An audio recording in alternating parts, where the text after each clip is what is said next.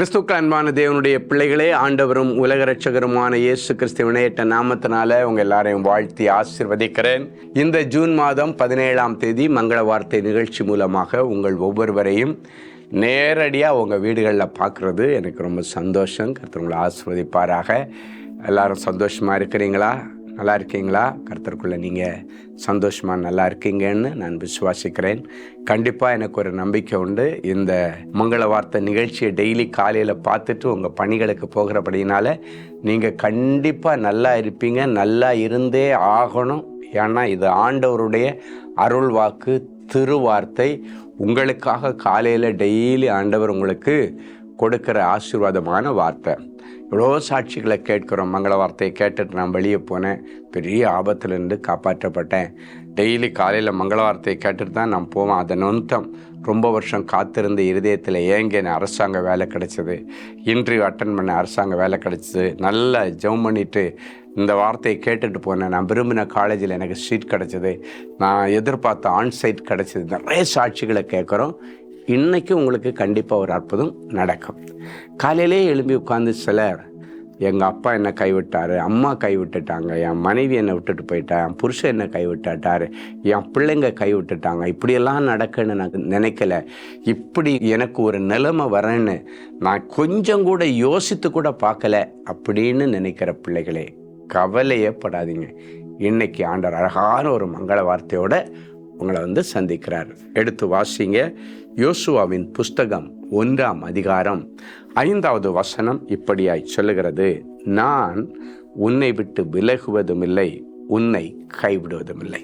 யோசுவா பார்த்து சொல்றாரு, உன் கண்ணு முன்னால நான் மோசையோட இருந்தேன், அவனை கைவிடலை, அவன் கேட்டதெல்லாம் அவனுக்கு அந்தந்த நேரத்தில் செய்தேன். இது நீ கண்ணால் பார்த்துருக்கிற. மோசையோடு இருந்தது போல நான் உன் கூடயும் இருப்பேன். நான் உன்னை விட்டு விலகுவதும் இல்லை, கைவிடுவதும் இல்லை என்கிற வாக்குறுதியை கொடுத்து அவனிடத்தில் பெரிய பொறுப்பு ஒன்றை ஒப்படைக்கிறார். பெரிய தீர்க்கதரிசியாகிய மோசே நடத்திட்டு வந்த அந்த இஸ்ரவேல் ஜனங்களை கானான் தேசத்தில் கொண்டு போய் சேர்க்கிற பெரிய பொறுப்பு.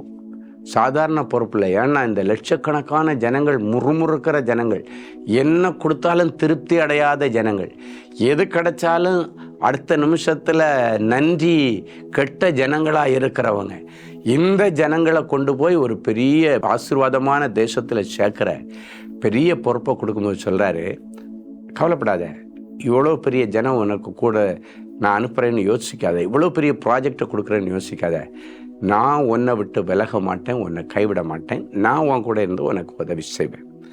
அதே ஆண்டவர் இன்னைக்கு உங்களை பார்த்து சொல்கிறார், யார் உங்களை கைவிட்டிருந்தாலும் சரி, டாக்டர் கைவிட்டிருக்கலாம், ஆண்டவர் சொல்கிறார், நான் உன்னை கைவிட மாட்டேன், உனக்கு இன்னைக்கு விடுதலையை தருவேன். டாக்டர் என்னால் முடியாது, இதுக்கு மேலே மருந்தே இல்லை, ட்ரீட்மெண்ட்டே இல்லை, எல்லாம் முடிஞ்சு போச்சுன்னு சொல்கிறாரு. ஆண்டவர் சொல்கிறார், இல்லை, நான் உனக்கு சப்போர்ட்டாக இருக்கிறேன், நான் உனக்கு சுகத்தை தருவேன், நான் உனக்கு ஆரோக்கியத்தை தருவேன். ஆனால் நீ பயப்படாத. மருத்துவர்களால் கைவிடப்பட்ட பிள்ளைகளை கைவிடாத என் நேசருடைய கரம் இன்றைக்கு பிடிக்கிறதை பார்க்கிறேன். அவருடைய தழும்புகளிலிருந்து ஒரு வல்லமை புறப்பட்டு போய் அவர்களுக்குள்ளால் இருக்கிற எல்லா கேன்சர் வியாதிகள், டிபி வியாதிகள், வீசிங் பிரச்சனைகள், இழுப்பு வியாதிகள், எல்லா விதமான சைனஸ் பிரச்சனைகள், மூச்சு மண்டல பிரச்சனைகள், தோல் வியாதிகள், சரீர பிரச்சனைகள் எல்லாத்தையும் ஆண்டவர் மாற்றார். மனநில கோளாறு பிரச்சனைகளை ஆண்டவனை மாற்றுறார். காரணம், கைவிடாத கர்த்தருடைய கரம் இன்றைக்கு உன்னை தொடுகிறது. அவருடைய கரத்தில் வல்லமை உண்டு, அவருடைய கரத்தில் அற்புதம் உண்டு. அவருடைய கரம் பிணியாளிகளை குணமாக்குகிற கரம். அவருடைய கரம் ஒரு மனுஷனை கை தூக்கி விடுகிற கரம். அவர் சொல்றார், நான் உன்னை கைவிட மாட்டேன், என் கை உன் கூட உறுதியாக இருக்கும் என்று ஆண்டவர் இன்னைக்கு சொல்லி, கைவிடப்பட்ட நிலைமையில் இருக்கிற பிள்ளைகள் அந்த சூழ்நிலையை பார்க்காம ஆண்டவரை பாருங்க. கட்டாயம் உங்களுக்கு ஒரு புதிய எதிர்காலம், பிரகாசமான எதிர்காலம். நீ நினச்சதை விட எதிர்பார்க்குறத பெஸ்ட்டு செட்டில்மெண்ட்டு, நல்ல தேசத்தில், நல்ல வேலையில், நல்ல ஊழியத்தில் அவங்கள வச்சு அழகு பார்ப்பார். நல்ல சாட்சியை கேட்கலாமா? சகோதரி ரோசி விமலா, பெருங்குளத்தூர். எனக்கு கழுத்து பகுதியில் நீர் கட்டி இருந்தது. அது டிபி கட்டியாக மாறுவதற்கு வாய்ப்புள்ளது என்று மருத்துவர் தெரிவித்தார். நான் தேவனின் அன்பு ஊழியங்களை தொலைபேசியில் தொடர்பு கொண்டு ஜெபித்து கொண்டேன். ஜெப ஊழியர் அவர்கள் பாரப்பட்டு எனக்காக ஜெபித்தார்கள். அவர்கள் ஜெபிக்கும் போது நான் ஜெப எண்ணெயை பூசி அவர்களுடன் இணைந்து ஜெபித்தேன். கர்த்தர் ஜெபத்தை கேட்டு எனக்கு பரிபூர்ண ஆரோக்கியத்தை தந்தார். என்னை பார்க்க வந்த ஒருவருக்கு இரத்த குழாயில் அடைப்பு, பிளட் கிளாட் இருந்தது. அவர்களுக்கும் ஜெப எண்ணெயை கொடுத்தேன். இப்பொழுது அவர்களையும் கர்த்தர் குணமாக்கினார், என்னையும் கர்த்தர் குணமாக்கினார். எவ்வளோ நல்ல சாட்சி பார்த்தீங்களா? கைவிடாத ஆண்டவருடைய கரம் உங்களுக்கும் உங்கள் கொள்ளை நோய்களில் இன்னைக்கு தெய்வீக விடுதலை கொடுப்பார். ஜெபிக்கலாமா? அன்பான ஆண்டவரே, உமக்கு நன்றி. நான் உன்னை விட்டு விலகுவதும் இல்லை, கைவிடுவதும் இல்லை என்று சொன்ன தேவனே, மருத்துவர்களால் கைவிடப்பட்ட பிள்ளைகள் யார் யார் இந்த நிகழ்ச்சியை பார்க்குறாங்களோ அத்தனை பேருக்கும் கர்த்தர் தெய்வீக சுகம், டிவைன் ஹீலிங்கை தாங்கப்பா. இதுக்கு மேலே உனக்கு குழந்தை பிறக்கிறதுக்கு வாய்ப்பே இல்லைன்னு மருத்துவர்கள் கைவிட்டிருந்தா எல்லா ட்ரீட்மெண்ட்டும் எடுத்து ஓய்ஞ்சு போன பிள்ளைகளை கைவிடாத கர்த்தருடைய கரத்தில் ஒப்பு கொடுக்கிறோம். ஆண்டவரே, உம்முடைய தழும்புகளினாலே அவர்கள் குணமாகட்டும், கற்பங்கள் திறக்கப்படட்டும். ஈசாவின் அடிமரத்திலிருந்து ஒரு துளிர் தோன்றும் என்கிற வசனத்தின்படி என் பிள்ளைகளுடைய அடிமரத்திலே, கற்பத்திலே துளிர் தோன்றிவிட்டதற்காக உமக்கு நன்றி செலுத்துகிறோம். அவளை சந்தோஷமான பிள்ளை தாட்சியாக்கும்.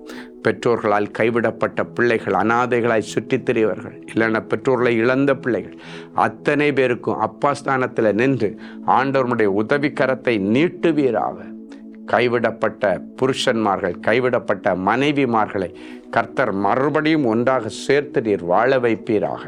இளவயதின் விதவைகளுக்கு கர்த்தர் மறுவாழ்வு தந்து அவர்களை உயர்த்தி பிடிப்பீராக. அவருடைய தலையை நிமிர பண்ணுவீராக. என்னென்ன காரியத்திலெல்லாம் என் பிள்ளைகள் விண்ணப்பம் வேண்டி நிற்கிறார்களோ அவர்கள் மன விருப்பத்தின்படியே தந்தொருளி அவர்கள் ஆலோசனைகளை எல்லாம் நிறைவேற்றுங்கப்பா. இந்த நாளிலும் பிறந்த நாள் மற்றும் திருமண நாளை நினைவு கூறுகிற பிள்ளைகளை ஒரு விசை கர்த்தர் நினைத்தருளும். மகிழ்ந்து களிகூறு. கர்த்தர் பெரிய காரியங்களை செய்வார் என்ற மங்கள வார்த்தையை இந்த பிள்ளைகளுடைய சிரசில் வைத்து ஆசீர்வதிக்கிறேன். இந்த வருஷம் முழுவதும் அது என் பிள்ளைகளுக்கு பலிக்கட்டும். இயேசுவின் மூலம் பிதாவே. அன்பு தேவனுடைய பிள்ளைகளே, இந்நிகழ்ச்சியின் மூலம் நீங்கள் பெற்றுக்கொண்ட ஆசீர்வாதங்களையும் உங்கள் ஜெப விண்ணப்பங்களையும் அனுப்ப வேண்டிய முகவரி: தேவனின் அன்பு ஊழியங்கள், Vinayak avenue, OMR road, Okkiyam, Thoraipakkam, Chennai 600097. மேலும் 24 மணி நேர ஜெப உதவிக்கு 04424547999 மற்றும் 9941150999 என்ற எண்களுக்கு தொடர்பு கொள்ளுங்கள்.